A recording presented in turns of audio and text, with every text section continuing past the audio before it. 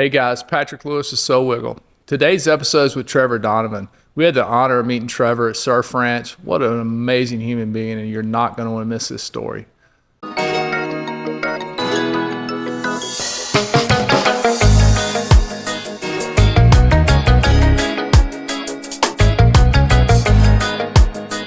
There it is. There it is. Trevor, I know you get intimidated around cameras. So first of all, I just want to say congratulations on breaking through your fear here at Surf Ranch. Thank you very much. It's an intimidating situation out here at Surf Ranch. It is. And look at you in all the gear. It's perfect. I thought I'd represent properly. I love it. It's good. Plus new swag's always nice. I've been wearing the same hat for 6 months, so this is good. This is good. I love it. Well, welcome to Surf Ranch. It's funny because when I think it was me, Shauna, and Troy, we called you kind of out of the blue, and we were like, hey, do you want to come to Surf Ranch, right? Yeah. And you're like, what the hell's going on? Well, for a couple of years now, my buddies and I have been talking about a way to get here. So we thought we would start at a couple of the, lower brow ones first and work our way up to this. So this was just kind of a pipe dream of mine. And I hadn't talked to Troy Hansen in, I don't know, it had been a few years. And it was a cold call out of nowhere. I'm standing in my kitchen in Newport Beach, just finishing a quarter-size piece of raw liver, it's just kind of a new health kick. I'm always trying to figure out a new way to be healthy and longevity and whatnot. Cold call, and we had kind of friendships where we were kind of goofy and stuff. So I answered the phone. You on the mic? What's your beef? And there was a silent moment there, and then I hear Shauna's voice, and I'm going, oh no. What have I done? Am I on speakerphone? It was a very, very awkward moment. It was. Cut to the end of the conversation, I'm being invited to this oasis in the middle of Central California. It's unbelievable. Awesome. Unbelievable. Awesome. And I think it's one thing coming here and just any visit, and another thing when Grant and Shauna are here, because it's like this whole other energy and positivity that is just contagious. So, and you've been an awesome addition to it. Well, so. I can't tell you how much I appreciate the invitation. And hearing Shauna and Grant talk about the ramp up to this, their life experience, what kind of led to this, I think everyone was in tears. Yeah. It was goosebump inducing. I wasn't fully aware of the story. Like I said, it was a cold call. I'm just learning about the Moments Foundation. I'm learning every second I'm here about everybody and the incredible human beings that are a part of this and what this means to everybody. And so I couldn't be more honored to be a part of this. So awesome. Fantastic. So take us up to, we heard some awesome stories of kind of your history as a skier and then actor, and then some of your failures along the way. Kind of bring people up to speed with your journey to where you are now. You're going off to Montana to shoot. You live a pretty amazing life. What's gotten you here? I don't know. This is tough. It's Grant and I were having a conversation last night about how many lives you can live in one life, I guess. And Grant is a perfect example of someone who's lived multiple lives, who has gotten to a certain point and was forced to start over from the beginning because of a tragic accident, and then created a whole new reality for himself and bringing a full community together and inspiring people. Him talking last night was some of the most inspirational stuff I've ever heard in my life. So, back to your question, my backstory a little bit. Funny enough, Grant and I grew up about 3 hours from each other. We're 1 year apart. We both grew up ski racing. He was up in Incline Village. I grew up in Mammoth. We knew a lot of the same guys and ended up on the U.S. ski team. We obviously ski raced against each other. No way. That's crazy. So we had a very similar upbringing. For me, I ended up going to college. I ended up graduating from an art school, which brought me to Los Angeles. Long story short, everybody in Los Angeles is trying to be an actor. And so in order to meet people, I decided to go to acting class. hated Don't it. you have to be good looking to do acting though? Like I thought. There are exceptions. There's always exceptions to the rule, right? So I proved the rule. I mean, Patrick, did you? Look, God, I said it earlier, like God just smiles on some people, and God smiled on you, and he frowned on Chris and I. So, Oh, come on, don't sell yourself short. but you know what amazed me is getting to spend some time with you and really seeing how authentic you are and how amazing the energy that comes out of you is. And I got to think that's tough with the industry that you've been in. And it would be easy to get outside of yourself a little bit, but you seem super grounded. And what keeps you there? I have to give credit to my upbringing, my parents. We didn't have any money or anything, but my parents, my family unit is incredible. My parents have always been supportive, have been there for every moment of my life. I have an amazing younger brother who's a firefighter for Sacramento City. They instilled in us some honest and genuine, loving characteristics. I don't know how else to put it. I got into the acting a little later in life. I was mid to late 20s before I even started. And I think by then I had already become kind of a person I am. So I couldn't even imagine changing at that point. I think maybe if I would have gone into it as a kid, as a teenager, a child actor or something, it could have been different because you're more easily influenced. But I think I got to a point where I am who I am. And I've been fortunate enough to work with a lot of amazing people who are on the same wavelength.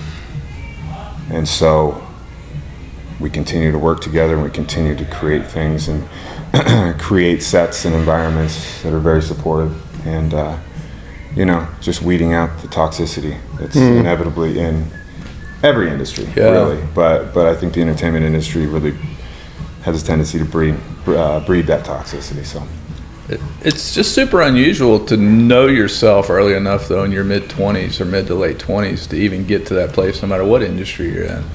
Yeah, and I don't even know if it was a matter of me knowing myself. There was just certain things that my parents instilled in me that were unquestionable, undeniable, how to treat people. I mean, my dad very vaguely to this day goes, "How you doing, Trev?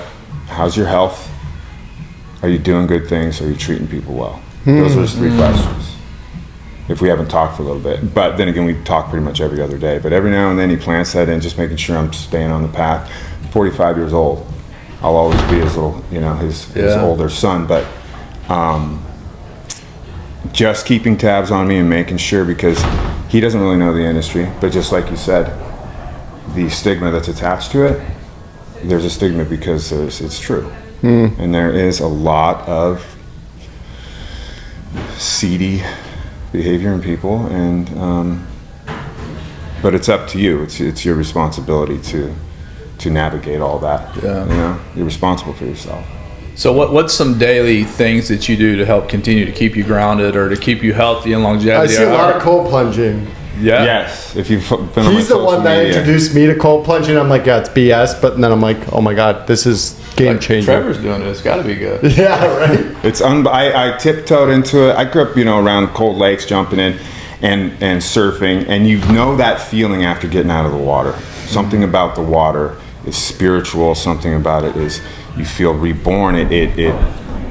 You come out invigorated, and when you do it intentionally, in extremely harsh and cold water. I have mine now sent at 35 degrees Fahrenheit for 3 minutes. And just to get yourself to get in there in the morning, when you're waking up and you feel warm, you want to be cozy, and you talk yourself into going, no, you just 3 minutes of your life right here, right now. Forced meditation, forced pain management, working your fight or flight response, all of that stuff, starting your day like that. It's been amazing.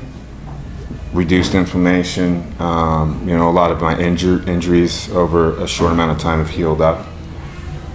But more than anything, my mental health has improved immensely. Totally, yeah. And because I went through, so this industry did beat me down for a while. And privately, I was struggling for about 10 years. It was tough. Yeah. I was going through a lot.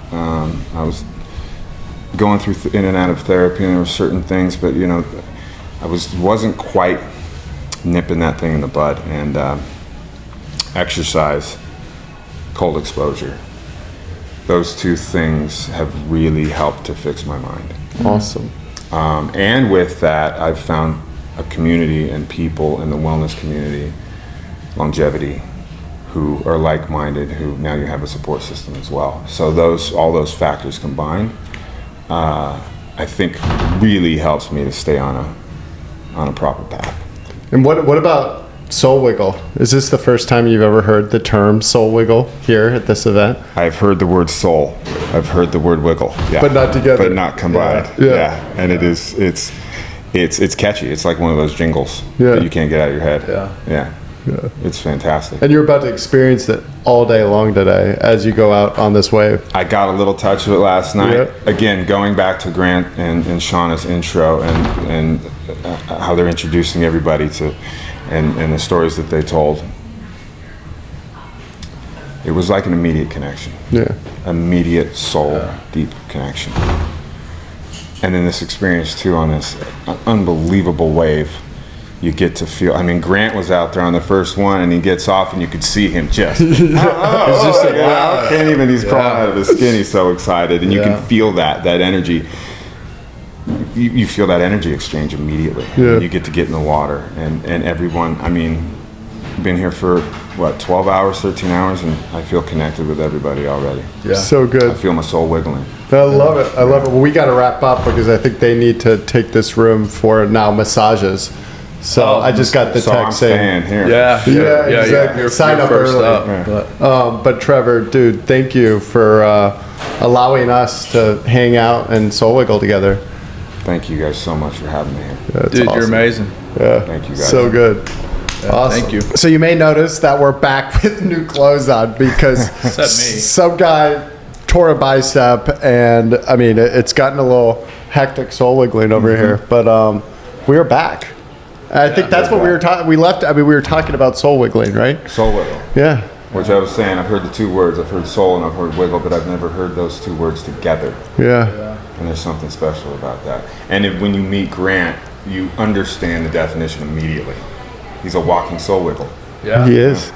And it's all the time. Like, so, I mean, speaking about Grant, what's now having spent like extended periods of time with him, you see all of the things that he has to go through just to travel, right? And to even go to the bathroom, right? Like everything takes so much effort, but he never stops with the soul wiggling, and that energy is so consistently there. It's persistent unbelievable, energy, and it's nothing but positive, and it's nothing but infectious. And he's so genuinely affecting people and getting in people's space in such a positive way. Yeah. Bringing people into his space. It's incredible. And like you said, just he gets out of his chair and to move to take pictures of somebody, he's hopping over the back of a couch and doing all this stuff. And I'm like, and this is his life. And he's just constantly moving like that. And it is the realest thing I've ever seen. Well, we just did an interview, and I know you did an interview, which is probably a good segue, but they asked me who's my hero. And it was 3 years ago that Grant changed my life with a hug in this pool, as all of my dreams kind of were met to come to Surf Ranch, but to meet this guy that I knew was truly changing the world. And you know, I ended up going back home, quitting my job, and probably making some irresponsible decisions, but I don't regret any of those. And I mean, I know you had a kind of similar interview right after me, and I think it's probably a good segue into some of the stuff we've been talking about while mending biceps in the background here at Surf Ranch. Yeah, for me, I went through, my hero is just every man in my life that's encouraged me to like let myself be seen and be who I am, and to let me know that was okay. And I got the privilege of sitting with you when you were answering that question. I was really blown away. If you don't mind kind of sharing your response to the hero question and maybe some things your family's gone through and how it's impacted it and how you guys have come out the other side of it. Yeah, absolutely. So there was a little bit I didn't talk about in the initial interview. When asked who was sort of my hero and a moment when that happened, when I realized who my hero was. To start, I grew up in an amazing family. My parents are incredible, the most supportive people in the world, loved each other. They went through some hard times. Later in life, I was around 34. And they were working on getting back together, working things out. And then my dad got in a horrific motorcycle accident. Almost died, crushed his spine, crushed his pelvis. It was horrible. He's so lucky to be here. Not just be here, but be walking. And the persistence that he showed, the strength, the mental fortitude he showed to come back from a life-threatening accident like that.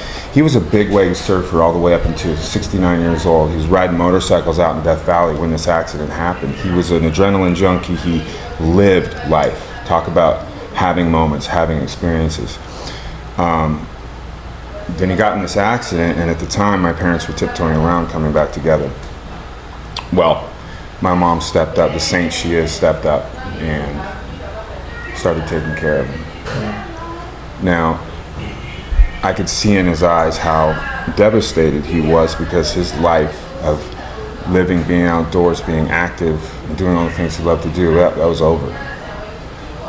And it was a couple years where I was kind of scared what was going to happen to him, you know, or what he potentially might do. And then there was a shift, and my mom had a lot to do with it being there for him. But this strength he showed in coming back and figuring out how to live life. He went and bought a guitar. He started learning to play guitar. Now he's on the back patio playing blues riffs to backtracks. Yeah. That strength in the face of adversity and something so tragic like that, just like what Grant did, that was the moment where I realized that is my hero. And that's how I want to live. And no matter what life deals you, there is a way to continue, maybe start a new chapter, but there's always a path. Yeah. What gave your dad strength to that, right? We heard Grant's story yesterday when he didn't believe, and he told a story where Shauna had to cancel his check ride. And she said, hey, I got to cancel this check ride. He's not going to take it just yet. Yet. Yeah. And she looked at him and said, you can borrow my confidence until you have your own. Do you feel like your mom stepping up and coming back and taking care of your dad, like he fed that confidence off of her and that love? I'm quite certain if my mom wasn't around, my dad may not be on the path. He may not be around today. Yeah. Wow. So she was absolutely a huge part of his strength. I mean, he's the strongest guy I know, mentally and physically. His whole life, he's a self-made man, started his own business, just made himself from nothing to something amazing. And my mom had a lot to do with it. So I guess it's a little different answer now. I mean, I have two heroes. Dad and my mom. Yeah. That's awesome. Just goes to show what love really does for us. Connection. We can do so much on our own, but we can't do everything on our own. There comes a time when you need a support system, you need a community, you need somebody there. And to be honest, sometimes it's just not worth doing by yourself. Yeah. Mm-hmm. So, brings up a thought. You were worried about your dad potentially doing something, right? Because he was in so much pain. You and I talked offline about how he was sitting there in his chair and watching TV and literally would vomit on himself from the pain. So much pain. Yeah. How did that affect you? Did that put you into a dark place? And if so, right, because your mom was giving all this to your dad, what helped you through that?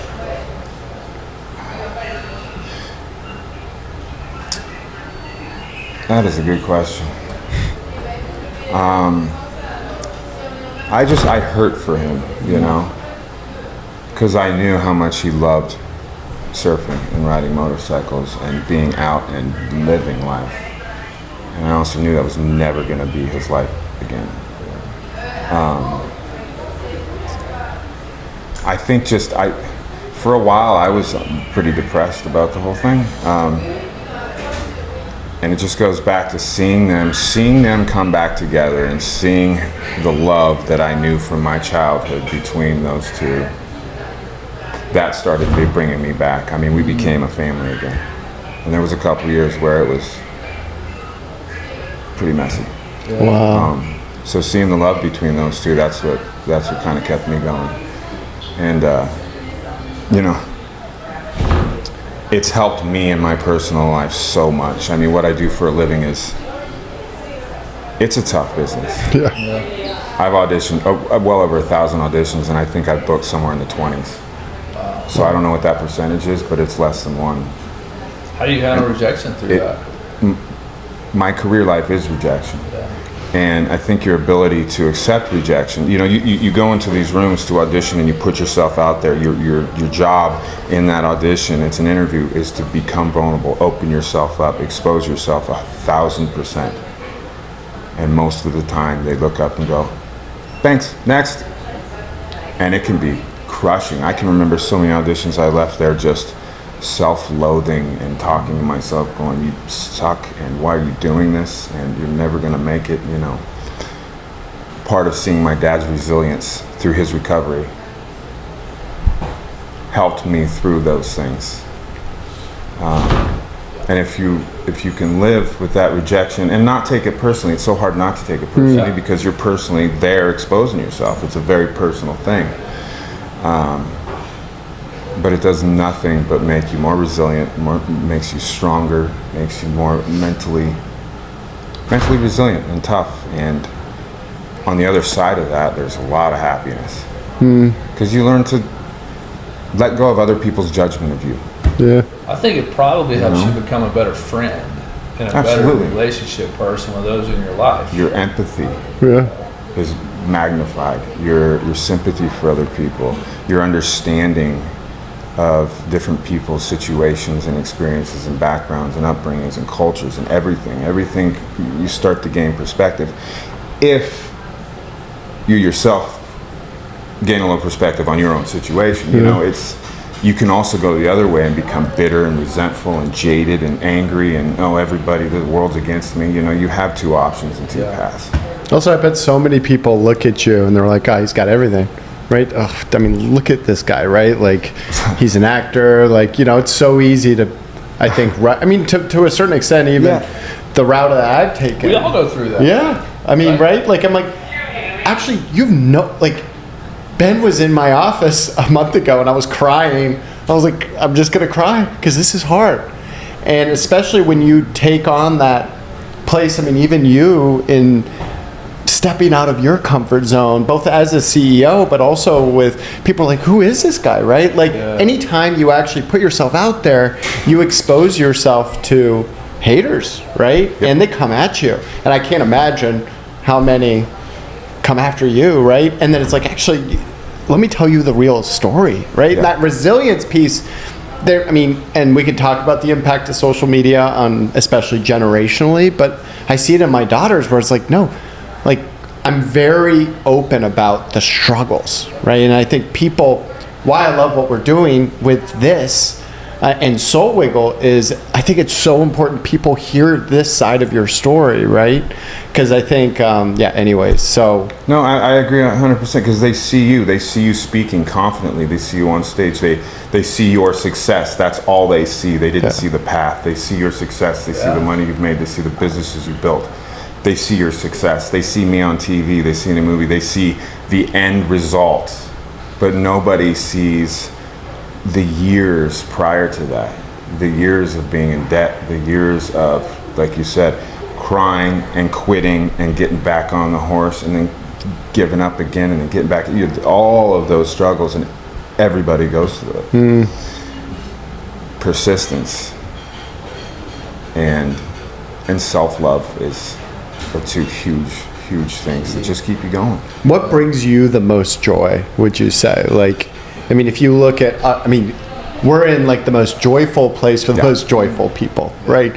But like on a week to week, when you're not shooting, what is it that refuels kind of your soul?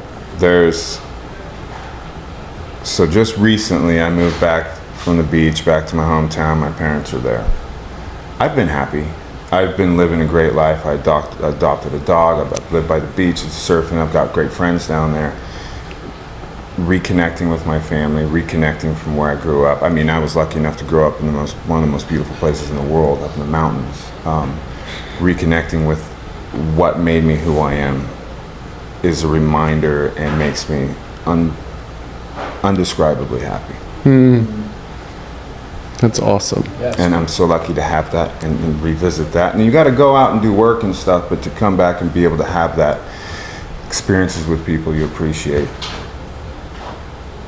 That's it. You can't take anything else with you. What are you most excited for right now in your life, Trevor? I feel like I've turned I've been a little stagnant. I've turned a corner. I'm excited for the future. You know, when you're in your late teens and early 20s, everything, the world is your oyster, as they say. Yeah. I'm experiencing that feeling again. That's I awesome. feel like I'm having a second, third, fourth chapter. I don't know how many chapters I've been through, but That's awesome. yeah. That's cool. Speaking of your dog, man, tell me about your dog. Because you talked about your dog. You love this dog, and he's a cool looking dog. I do. I rescued him about 2 months ago from a shelter down in Westminster in Southern California. He was born in a car with a homeless family, lived in there for 7 months. They had to give him up. He was adopted twice, returned twice. Wow. One of which a guy wanted a more aggressive pit bull mix. So I found this little stud in this shelter, and we bonded immediately, and he has been on my hip ever since. Yeah, that's Yeah. awesome. Amazing. Yeah. Yeah, and that's just such another parallel, right? We talked about your dad, we talked about Grant, but part of the mission with the Mama Foundation is placing dogs out of shelters and homes. So it's just another parallel, another connection. Yeah. To that. And that's another thing, when you have the power to save someone, to help someone, to help something like a dog, there's so much good you can do in the world for the helpless, for those in need, and there's another thing that makes me feel like this is a life worth living. Yeah. Well, you said it the other day, right? I don't know where we were, but I think we were in the sauna before a cold plunge. I prefer the cold plunge now to the sauna. Yeah. But you turned to me and you were like, Chris, if you take all of the people that are at somewhat of a self-actualization and you break down their purpose, what was it you said? It's all about helping others. Yeah, it's all about helping others. Everybody that gets to a place where they've found their purpose, it always is about helping others. So we can shortcut our drive to find the purpose by realizing it is about helping others On your way. on the way. Yeah. But now let's just figure out how we impact them in the greatest way. Mm-hmm. And then we find our purpose. Absolutely. Trevor, I also wanted to let you know that this has actually been an audition to be a third host of our podcast, and you made it. So you're like 1.1%. I'm not unemployed anymore? No, dude. Oh, yeah. We pay really well. We pay in surf ranch trips. So Yeah. I'll take it. Yeah, Perfect. Hey, so Chris, we've never asked this question, but Chris, this is a question, and Chris is tough questions, and I'd be interested with you. What's the title of the book that you haven't written yet? Because I think you've got this really cool life and this cool experience, and I think there's so many layers of you that even this podcast isn't going to expose that the world needs to hear and see. What is it? Ooh.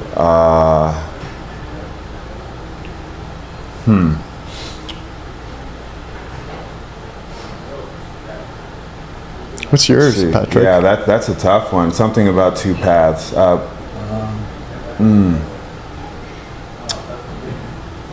Ooh, I'm gonna have to think. What's on that. your- what's your That's a title? deep one. I haven't titled it yet, but I'm in the process. I'm about to get on it, right? And it's really just going to be my journey and my path, because like we talked about a minute ago, people see success and they think it's amazing and I want what he has, and they kind of idolize you.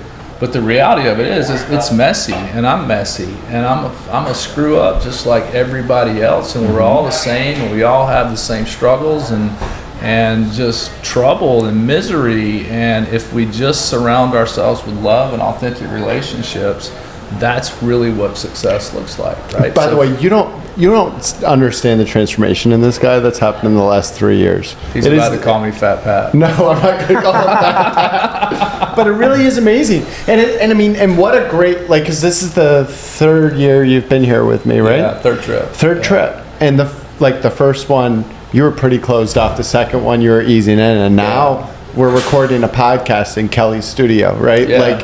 And I just think it's such great what a great role model in terms of putting yourself out there. Because you could have stayed that old fat Pat, and it probably wouldn't be nearly as just closed impactful. off, right? It's because if you're closed off and you don't put yourself in a situation, then you don't worry about ever being judged. Yeah. There's no way to. I mean, there's a easy much route. easier route for you than the route that you've taken, Yeah. right? Like Yeah, you could have yeah. said, you could have given up after that 100th rejection. Absolutely. General I could have given Hospital, up right? after I was fired from soap opera. Yeah. And that was my first big After job. 6 months. I had a 3-year contract, and after 6 months, I got called upstairs, and the director, exec producer goes, "It's not really working out." I'm like, "Yeah, I know. I'm getting out of here." The cool part is though, you told that story and like you realized it wasn't working out. You got cut, fired, whatever it is, and you didn't let it crush you. You said you went back to class. I just went to You class. went I didn't back to audition work. for like 8 months. Yeah. And I just worked. What was the next one you got after that? 90210. And that was a big one, It right? was big, and it was very kind of a fluke thing. I was actually golfing at the golf course next to the studio, and I got called in for an audition for a one-line co-star. 1 episode, 1 line. I worked at like a beach club or something. And I go in there, I'm like, sure, I'm right next door. And I walked in, I read the line, and the casting director, David Rappaport, said, "That was great. Would you mind doing a cold read?" Meaning, here's some more pages for a different character. We've got a guest star that we cannot book. We haven't found him. It's 4 pages. Go out in the hallway and work on it. They had like 10 minutes to read it. Came back in. And because I was like, well, I'm not going to get this. I got 10 minutes to prep. I didn't care. I was loose, free, and crushed it. That's They awesome. called me back the next day for producers, and I went, well, they're just desperate because they can't do it. So I was still relaxed, crushed it. Then didn't hear anything for a few days, and they called me in for a screen test. And then it started feeling real. And then I got nervous. And then the entire network, CW network, and all the execs were in the room, and I froze, and I blew it. And I walked out of there going, I'm horrible under pressure, I suck, all the things, all the self-loathing. I'm like, I had already sublet my apartment. I was moving back to Mammoth to build a house with my dad. And that Saturday, it was on a Friday, on Saturday when I was getting ready to leave, they called and said, "You got it. Start on Monday." And it was a 2 to 3 episode guest star. And I'm like, awesome. I'll do 2 or 3 episodes, then I'll go to Mammoth. 2 or 3 episodes turned into 5 or 6, 10, 12, 21 episodes. I did the whole season. And then over the hiatus, they signed me full. Hello. Hello. Hello. Yeah. Good. Yeah, awesome. We like the shirt. You know what? This is one of a kind. I can't get you guys one. Yeah. But get it. It is. It is. It is. You know what's so amazing about as we stand in between you and your third heat out there, because you've got to get going, because you've got about 20 minutes to get ready. Awesome. That's exactly what happens on this wave here, right? I mean, and I just came off of my last heat, and as I was going in for my last waves, the guy, Raymana, and the guy in the jet ski were like, "Chris, calm down, and then it will come to you," right? And that's where it starts to happen. Exactly. Once we're not tied to an outcome, it makes the process a whole lot easier. We're getting our own way. Yeah. Yeah. Our mind, our judgment, our assumptions of how it's going to pan out, we're getting our own way. Well, we're going to be here watching you on the monitors as you go out there and see whether or not you're actually letting And go. we're not judging you. We're not judging Yeah, you. so let it go. Yeah, let it go. Yeah. Dude, you're awesome. You're Good awesome. process last Yeah, week. seriously. Thank you guys What a so pleasure much. to meet you. Pleasure to Awesome. meet you guys. Yeah. Thanks for having me.